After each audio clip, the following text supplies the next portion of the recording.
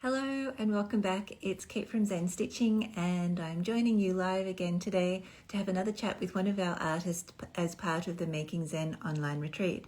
This afternoon we have the pleasure of chatting with Kasia from Sydney, Australia, and she is a fabulous textile artist. Let me see if I can connect with her. Here we go. In a minute from the other side of the world. So are you all looking forward to the Making Zen Online Retreat? And here she is. My Hello. goodness.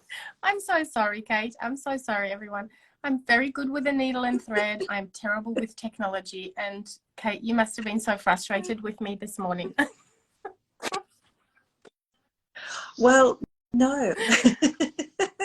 But perhaps with the technology. So I'm pleased that we can figure it all out and we can connect from other sides of the world, which is Finally. super fabulous. We did. Yes. Thank you. That's right. Not to mention it's super early for you as well. So I'm really appreciative of your time and waking up early for you to be with us here. Thank you. Thank with us you for today. having me. It's all fine. I'm a very early riser. So 6 a.m. is not an issue. Not an issue for me at all. Well, I'm very appreciative of that, and I admire you for rising early. It's something that I really enjoy doing too, but sometimes it doesn't always happen that way. So it's definitely something yes. I admire. So talking about other things I admire, I absolutely adore your embroidery work, and I'm super thrilled that you're part of the Making Zen Online Retreat to share some of your goodness with us. Do you, oh, you're most welcome. Do you happen to have your sample to hand so that people can see what you may be teaching us, or an example of what you may be teaching us if you don't have your sample to hand? I do have my sample here. Let me just go around my messy studio and I will reach out for it. Oh, I tell you what, everybody likes seeing the inside of a studio. So thank you for the it looks like this. So I am truly in the middle of a normal work day. All right, now I've only got one hand, but let's have a look. There we go. Look at that. So stunning. This is a very it's a very simple pattern, but what it allows people to do is apply 5 of my fundamental stitches that I use again and again. Because one of the things that I found with embroidery is it can be quite overwhelming. Like when you look at some beautiful complex embroidery pieces, you could look at it and go, holy smoke, I could never do that, because there is just so much going on there. But there are some fundamental stitches that you could apply, and if you wanted to, you could literally just use those 5 stitches, because they can fill objects, outline objects, and highlight objects. And this is one of the things that that I've put into this particular pattern. It's very quick to do, and it gives really satisfying quick results as well. So that's what's in the video. Wonderful, thank you.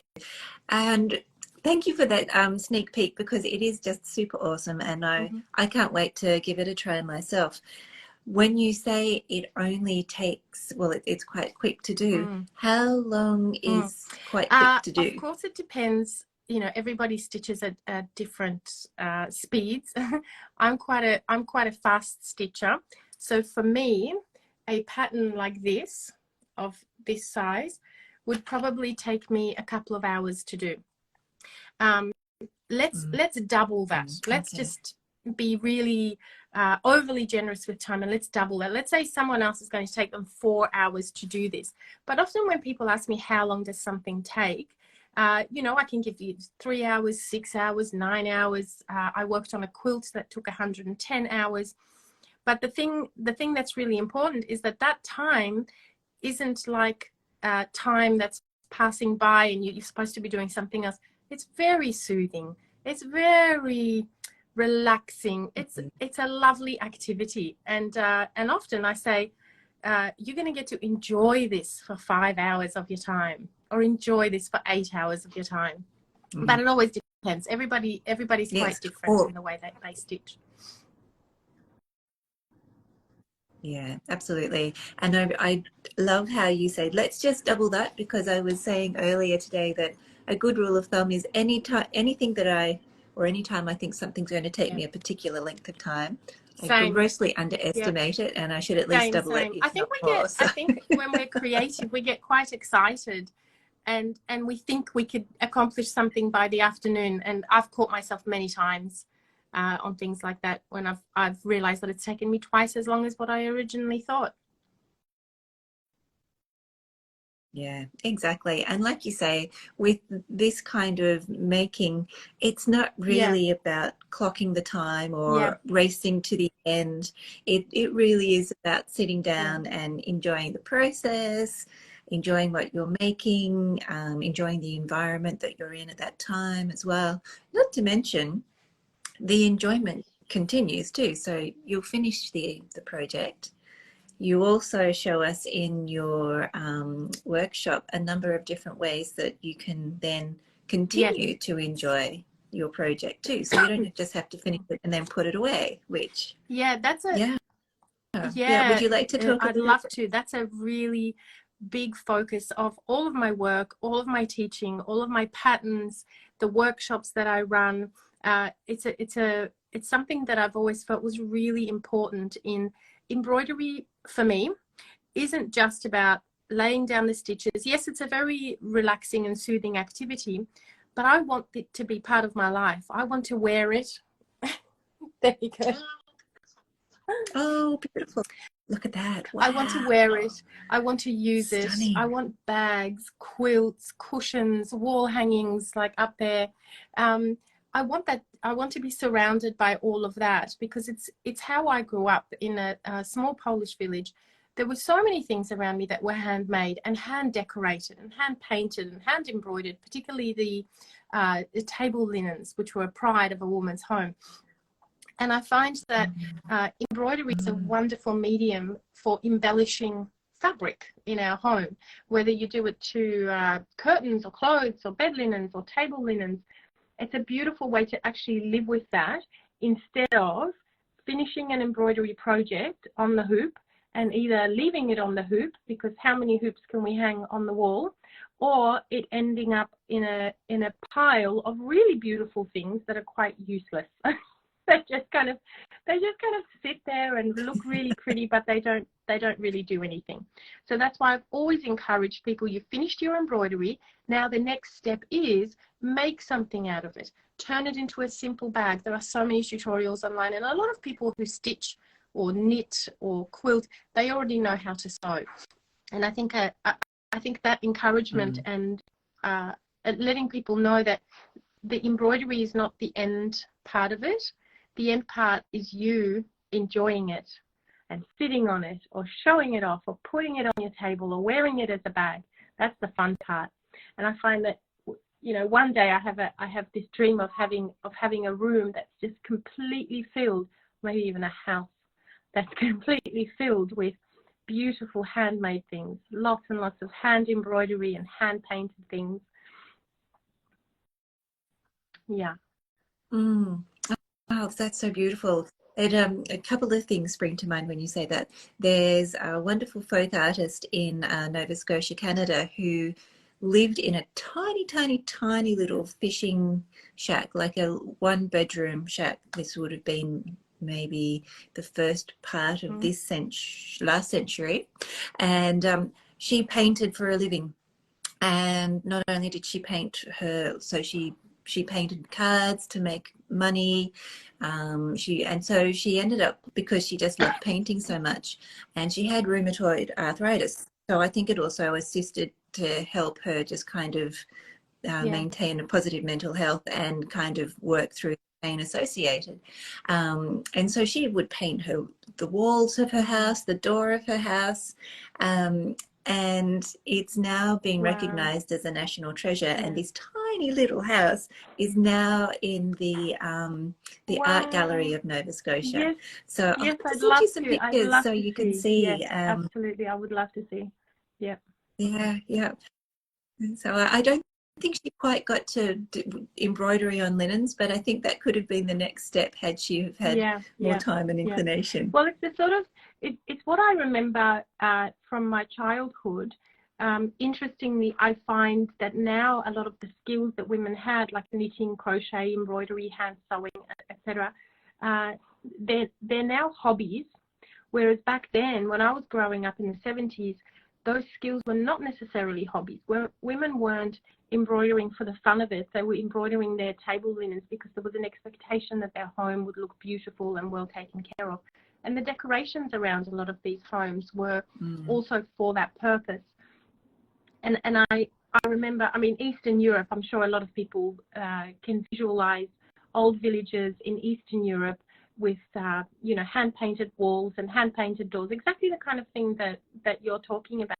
And I have those memories in my mind that everything just seems so magical and genuine, and that those skills that I was picking up from the women in my life, aunties and grandmothers, like I said, they weren't hobbies the way that they are today. They were just regular, everyday life skills. Women had to knew how to sew and how to knit, so that we could wear clothes and wear jumpers and have lovely things in the home. And I just love that too. And I was reading about on your website, on your blog, you're talking about how your great grandmother had a beautiful cupboard of linens that were all hand embroidered. Would you like to share a little bit more about that? Because that love just sounds that magical. story. Obviously, I never knew my great grandmother, but the story was told to me by one of my oldest aunts. And apparently this great grandmother, her name was Maria, she was a very accomplished embroiderer, and she hand embroidered her bed linens. Can you imagine sleeping on hand embroidered bed linens, pillowcases, bed sheets, quilt covers? And she only embroidered in two colors, in yellow and pink, because those were her two favorite colors. Now, her linen cupboard, she was known for being a very good housekeeper. So her house was supremely well organized. That in itself inspires me. That in itself makes me think of, my goodness, I wish I could be a supreme housekeeper where everything is just always tip-top, beautifully organized. But her linen cupboard was what my aunt told me about, that she had all of her linens, so the ones that were embroidered in pink were all together on one shelf, and the ones that were embroidered in yellow were together on one shelf.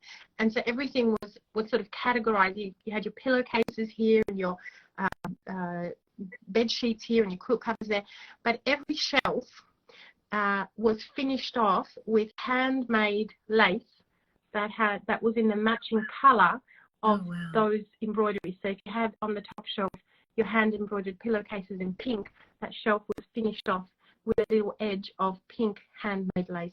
I mean, you know, when I think about opening a linen cupboard like that, imagine what the rest of the house must have looked like if that was her linen cupboard. And what I love about that, that's, yeah, go on. I know. Oh, I was just going to say the attention to detail and, you know, making everything not only functional but also aesthetically pleasing, which I think is something that I aspire to in my life. Yeah. Seriously aspire to. Got a long way to go.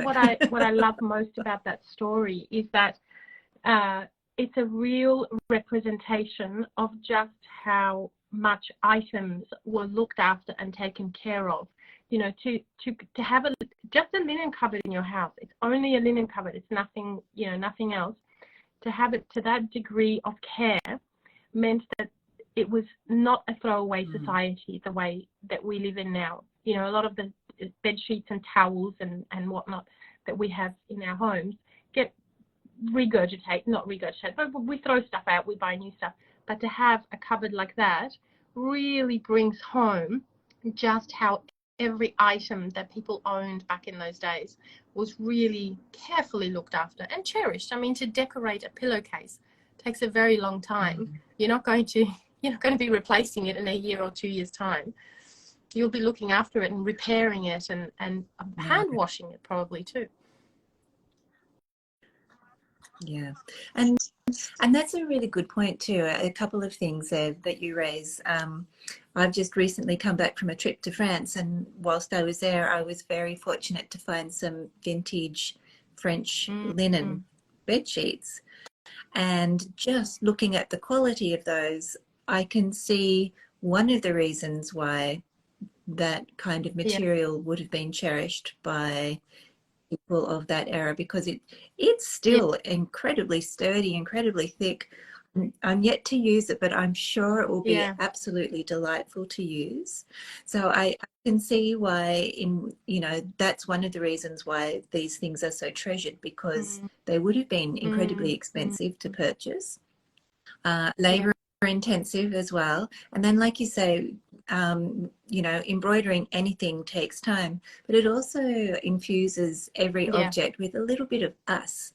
And I think every time we do that, it becomes more and more personal and more difficult to kind of let it go easily. I've often thought, remembering to we had this next door neighbor who lived a few doors down from my grandparents' house, tiny little village, tiny little house, literally one room with a kitchen with a wood stove, and she had a lot of hand embroidered items and hand painted items. She was one of the last probably really traditional Polish folk artists that lived locally. And I remember seeing hand painted wooden spoons in her house. She had a lot of hand painted things.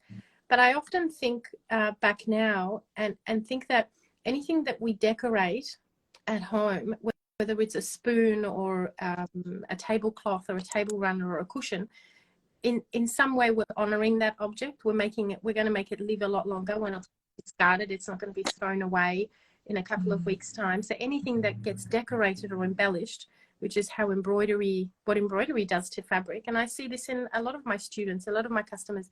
Whenever they embroider something, I'm not throwing this out. This is staying. I've put 7 hours worth of work into this. I'll find a use for it. It might not be something now, but I've decorated this thing and it's now special. It's not going to be discarded. It won't be thrown out. Yeah. Yeah, it's so true. Yeah, it does. It turns these things, I think it does imbue them with meaning and relevance, which is so important. And I was just thinking too, the way you're describing how everything traditionally was decorated or embellished. I'm imagining it would have also brought a lot of cheer into the homes, because they're generally bright colors and happy patterns. So it's also a nice way of bringing joy back into the room too. I have that memory that is how I remember my childhood, as being incredibly colourful. There were a lot of religious festivities around Easter, All Saints Day, Christmas, the wearing of traditional costumes, processions down the street. Everything was incredibly colourful and beautifully decorated. And that's how I do remember my childhood. That's why a lot of my work now reflects that. The reality of it wasn't like that at all. I mean, I was growing up in communist Poland, which was very poor, very grey. I would have been surrounded by deeply unhappy people who were very frustrated that they couldn't get a lot of things. But what I did take out of it, and what I do remember, most of my memories are about being surrounded by beautiful, colourful things and festivals and Christmas. And maybe I must have blocked out all the other stuff. But that is what I remember.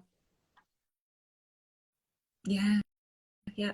Oh, and I think that makes perfect sense. I think I was thinking about my childhood, and one of the things that I have fond memories of is my grandfather had a farm in rural New South Wales, and so every school holidays we'd go and hang out on this farm, and it was just the magical place for a little kid to grow up. And talking to people about it afterwards, I have a very romanticized view of it, when reality was farming is really hard. Sometimes things were falling apart and falling down and you had to make do. So you do kind of, I think you have a wonderful perspective of things as a kid, to see the beauty in things and remember the beauty of absolutely. things as if only we could do that, more of that as adults, hey? Is to see the wonder and the beauty and the joy in life the way that we do as children. Yeah, exactly. That's right. Well, that's a really lovely sentiment, actually. I think that's something that I think maybe you do subconsciously through the work that you provide and the colors that you use and the images that you're sharing with everyone as well. I have to say, I do feel that whenever I create something new, there is a sense of magic to it, to the colors, the patterns, the flowers. Sometimes I feel, oh gosh, I'm so repetitive. I'm always doing flowers. But I can never, I've been doing this for so many years and I've never gotten bored of a single pattern yet. So I think that there is definitely that combination of textures and colors and shapes and those floral patterns. Yeah, I think that'll stay with me forever. Yeah, absolutely. And you know, it's joyful. It's joyful to look at, it's joyful to do, and it's sharing joy with others when you're sharing both the product and the skills to be able to do so too. So it's and it's keeping a tradition alive too, which I think is also quite important. And interestingly, what I've been finding in a lot of my workshops is that I'm getting more and more over the last 10 years. I've noticed that there's been more of an influx of young women coming into my workshops who say things like, well, it skipped a generation in my family. My mother didn't embroider, but my grandmother did. So a lot of women are finding that they want to reconnect with something, but their mother wasn't able to teach them. Their grandmother may have passed away now, and they're coming to these workshops, whether it's embroidery with me or they're learning to knit and crochet. My daughter, who's 19, is very, very skilled with the crochet hook. She has done a little bit of embroidery, but I'm finding there is a big interest coming from young people now to reconnect with handcrafts, generally handcrafts in all kinds of forms.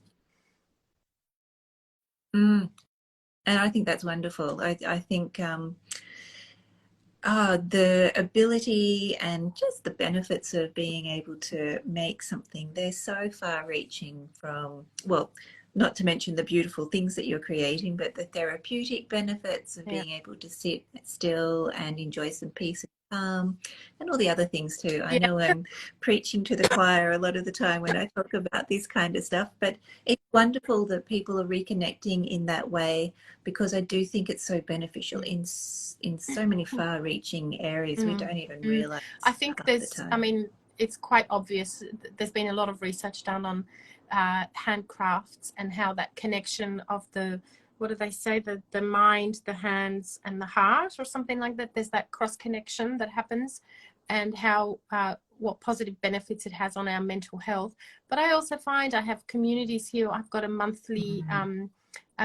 two monthly groups that come into my house and we stitch together, and these women have been here with me, some of them for years, and it's the idea of getting together and crafting together. And it actually doesn't matter what you're making.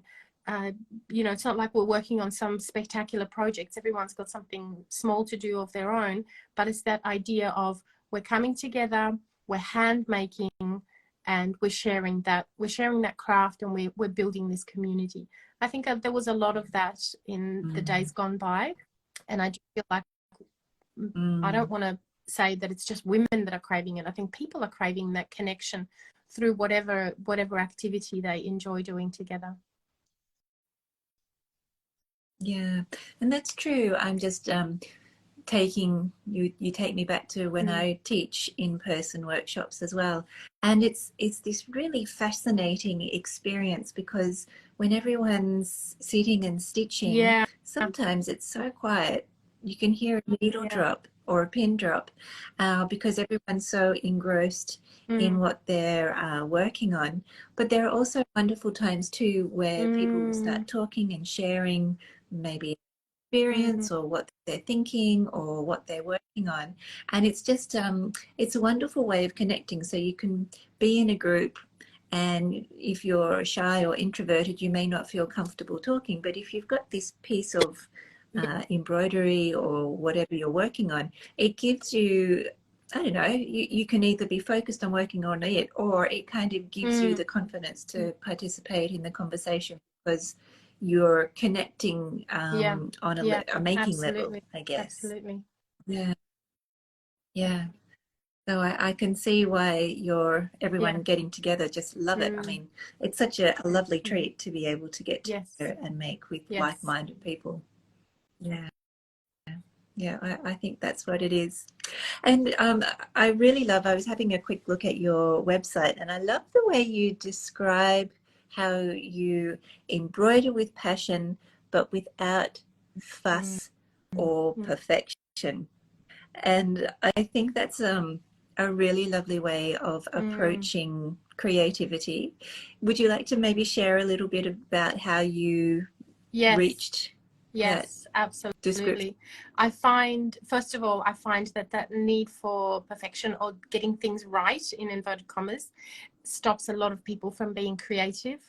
They think that, and especially in embroidery, people find that there's a right way of doing something, and that their work has to look incredibly neat. And of course, if you look at some, masterful pieces that are done on silk from, I don't know, 100 years ago, or from the Royal School of Needlework, of course those things look absolutely perfect. You could look at them under a microscope. But in all honesty, like if you have a look, I always tell people what's really important is to look at the whole piece when it's finished and when it's being used and worn. And it's just the color and the texture and the joy. Like when you look at this dress, sorry, it's a bit hard to get it. But if we were to look at all this embroidery up close, there are a lot of pulled little threads and uneven stitches and satin stitch that doesn't have perfect edging.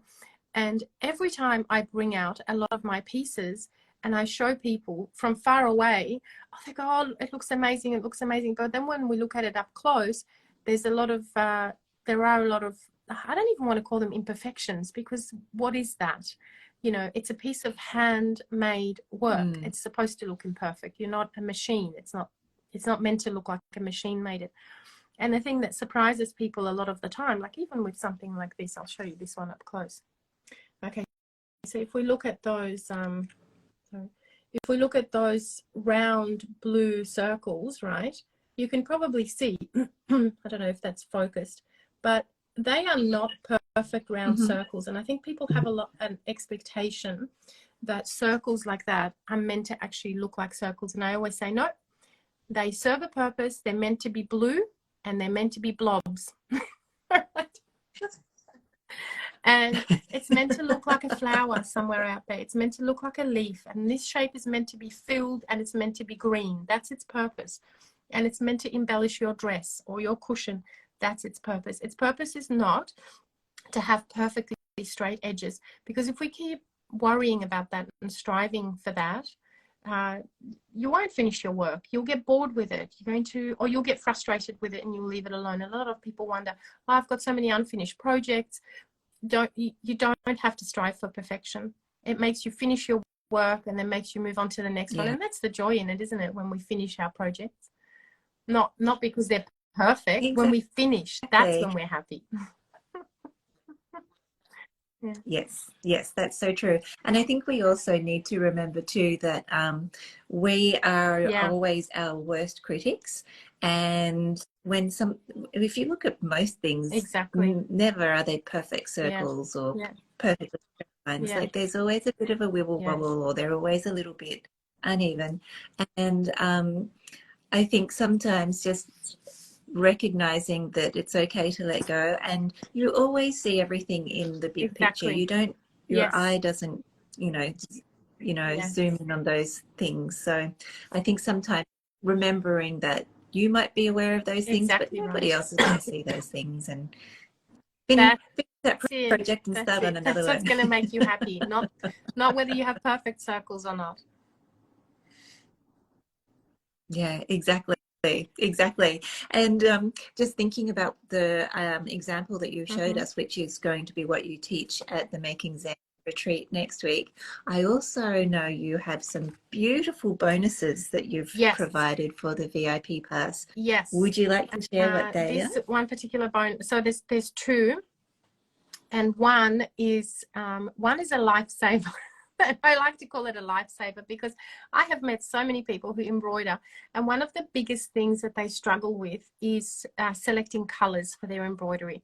And I get it. It can be extremely overwhelming because the number of thread colors from DMC brand alone is around 300. So you'd be hard pressed to stand in front of that wall of embroidery skeins and easily select colors for your embroidery. It can be overwhelming and very difficult. Now, I've worked out a method and it's actually a step 1, step 2, step 3. All right. And I've put that together into a book that explains how to stop that overwhelm and how to select the colors for your embroidery project. And I think there's a comment that was already left on someone who's watched the video, and they said that particular book was a lifesaver for them because it is overwhelming. I get it. And I've seen how women choose colors, how people choose colors for their embroidery projects, and it's nuts. They end up with 30, 40 different colors and then they get lost.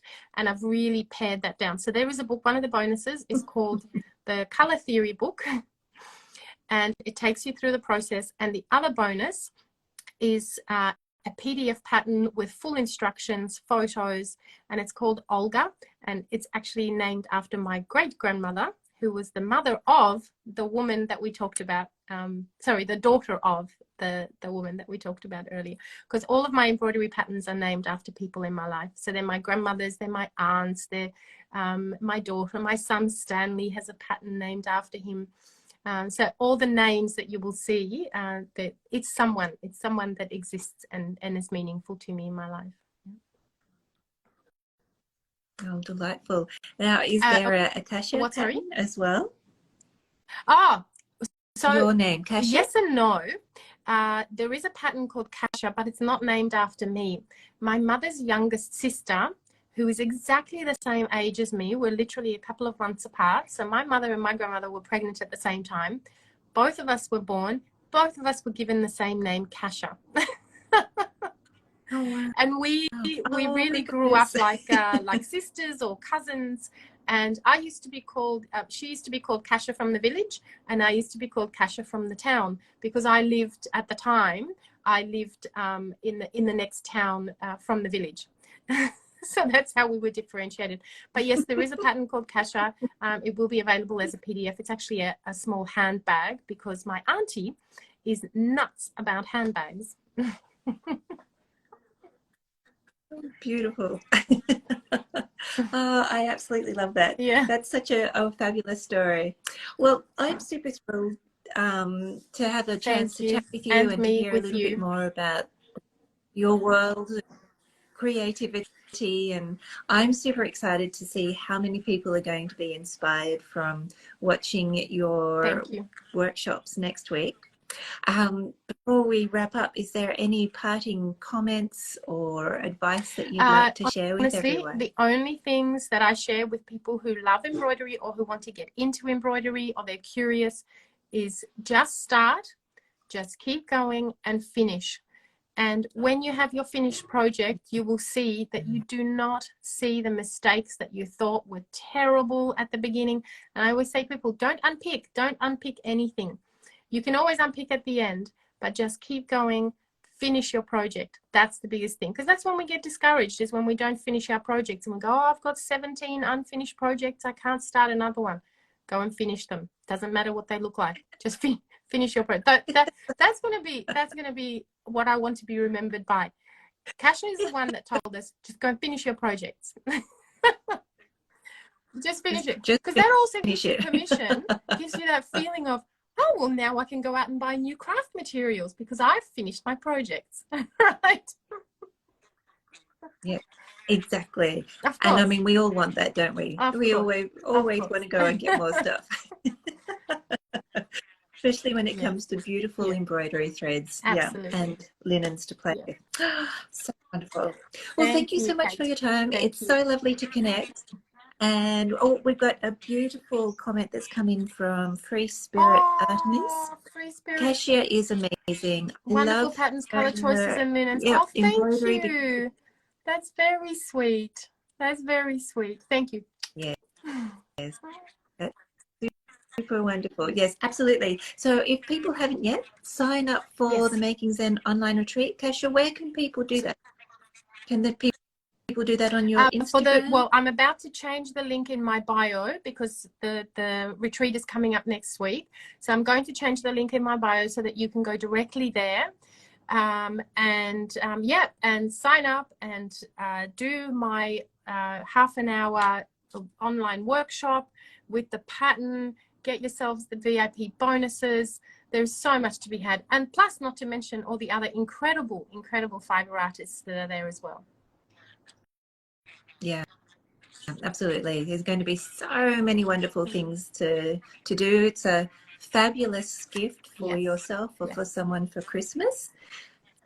And you can start thinking about all the wonderful projects you can make for Christmas presents too. So I really do think it's a gift that 100%. Keeps on giving. Thank you so much for your time, Kate. You're most welcome. Much love to you, and I look forward to your workshop next week. Bye, everyone. Thank you for joining. Bye-bye. Bye-bye. Bye. Thank you so much. Bye-bye.